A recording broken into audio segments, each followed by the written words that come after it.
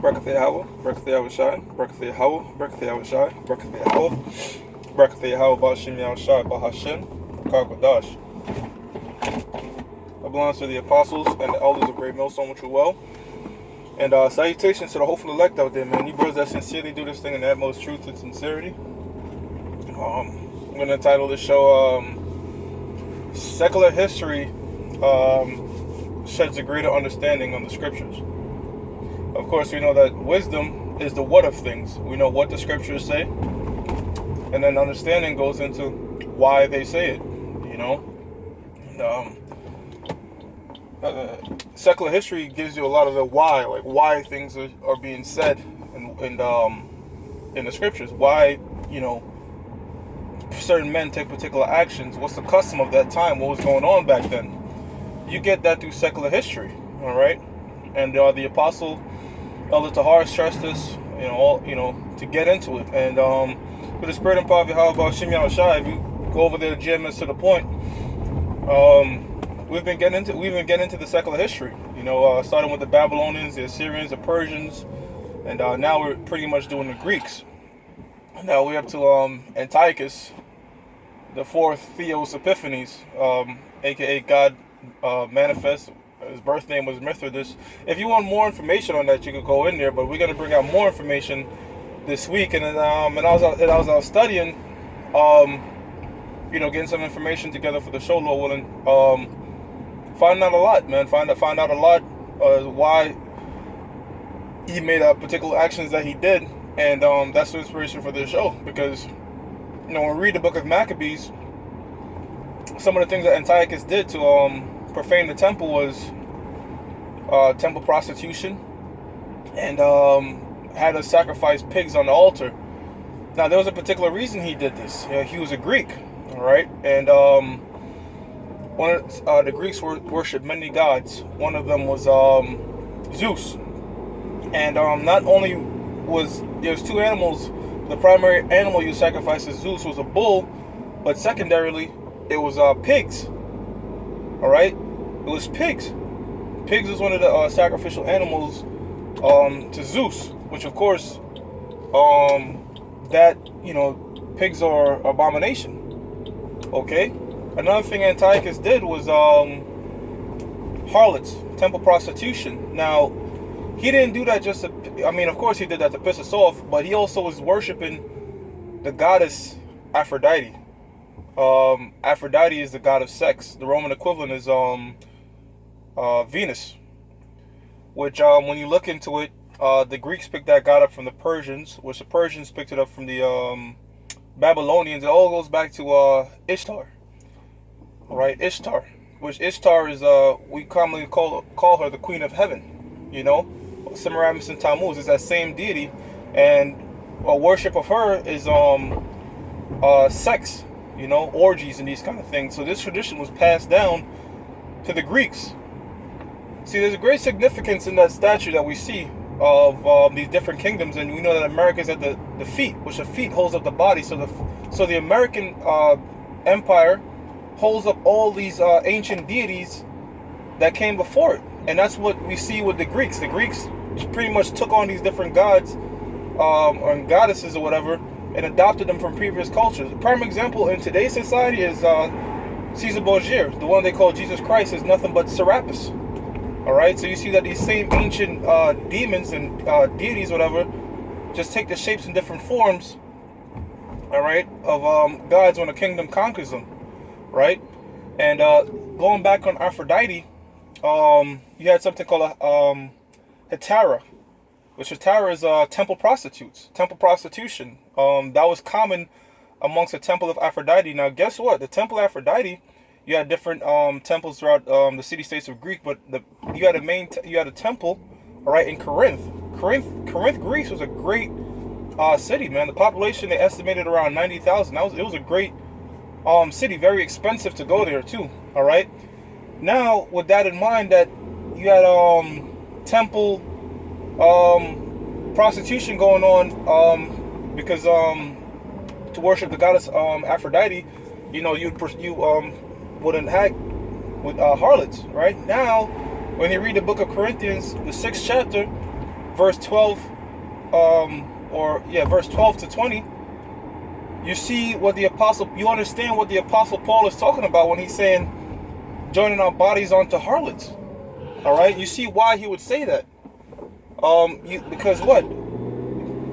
Way before Apostle Paul stepped on the scene in Corinth, Greece, their tradition was to have temple prostitutes in the church of Aphrodite. This was common amongst Corinth. That's one of the main things they were known for. All right, you had sailors, people that would travel all over the world. In fact, you had this one Olympian who won the Olympics. He donated 1,000 young women or prostitutes to the temple of Aphrodite. So brothers back then, being accustomed to this, were what? When we were having our worship, they would do that. They was infusing what they called their form of worship, all right, with the body of Yahushua. So you can see why the Apostle Paul said all things are lawful but not expedient. All right, because what? It's not a sin to deal with a harlot, but why it's not expedient to bring harlots into the temple or the church, man. All right, especially in large numbers. Okay, because then you're going off. All right, so you see why the Apostle Paul, you get understanding why he was saying what he was saying when he was speaking about joining our bodies onto harlots. All right, because in doing so, in adopting that custom, now we turn to Yahushua. It's like it becomes spiritual fornication. All right, because that's not the worship of Yahushua. That's the worship of Aphrodite. Okay, and not only did the Antiochus did this, but the Ptolemies did this.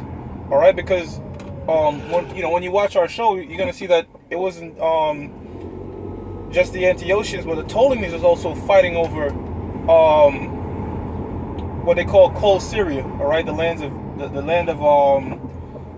of Israel and Phoenician lands and Lebanon. Why were they fighting over this? Why was there such a great battle over this particular plot of land? Israel was known for its trade routes. In modern day terms, I could say Israel was sort of like the ancient world I-95. You know how you see all them trucking on the I-95? That was like how Palestine, that's how Israel was. Because ancient world trucking was like camels. Like, you know how people load the camels up and trade different spices and all these different things. Israel was one of the major trade routes, man, back in the ancient world. That's why you wanted it. If you was in Egypt, like the Ptolemy line, they control Egypt, right? But you need trees from Lebanon. Why do you need trees from Lebanon? Because Egypt didn't have cedars like that. Egypt had palm trees. You can't make ships out of palm trees. All right, you want the nice wood of Lebanon to make your different ships. All right, but you need that trade route from Egypt going up. You need that trade route of Israel, man. All right, because Israel was that ancient world I-95 for its trade routes, man. So that's why there was that great battle for that particular land, man. All right, which, you know, that land, that territory was in flux, constantly being ruled by the Ptolemies, and then 1 minute being ruled by the Antiochians. All right, and you see that in the coins that they have, in the different coins that you have. When you look at the secular history, you see that when rulers conquered areas, they'll have different coins. Like, you know, we always see the famous image of Alexander with the lion on his head or the leopard on his head, and he did have both. There was coins where he had lions on his head because he adopted that from Zeus. Zeus was known for wearing a lion on his head. But then when he conquered Persia, right? When he conquered Egypt, he started minting coins with a horn on his head. Going back to Amun-Ra. All right? Because the Egyptians worshipped, their animal was the goat. So you're going to see pictures of Alexander with a goat on his head. What he does is he's likening himself onto a god. And sure enough, when he conquered India, right, you're going to see coins of Alexander with an elephant on his head. All right? And when he conquered, it's like another thing that they'll do too, is they'll have sun rays coming out their head. for when you conquered Egypt. Because what these guys will do is they'll take their face or their images and infuse it with different deities such as Zeus, Hercules, even Athena. That's how come you have a coin of Alexander and he has the helmet that the Spartan wears. He has it off his head, hanging off his head, which when you see Athena and she has a helmet off her head, it means it's a time of peace. When she has the helmet down with a spear in her hand, it's a time of war. All right? So, as the Apostle Tahar said, when you go into secular history, you start to learn a lot as to why these men were doing different things. A lot of it goes back to them worshiping their different deities, man. All right? And you can see why the Apostle Paul bringing brothers back into the fold. Some of the things that he was mentioning and some of the things he was dealing with, especially in Corinth, Greece. All right, this major large city, known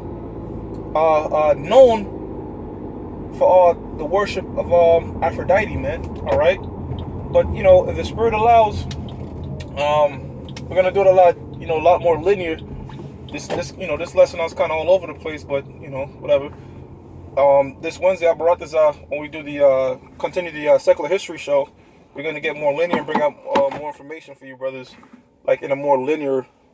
When I mean linear, I mean I'm not gonna be bouncing all over the place. I brought this you know. Hey, so with that, I'm gonna give all praises to Yahweh, Bahashem, Yahushai, Bahashem, Rakakwadash. That belongs to the apostles and the elders of Great Millstone, which are well, and salutations to hopeful elect out there. You brothers that sincerely do this thing in truth and sincerity. Shalom.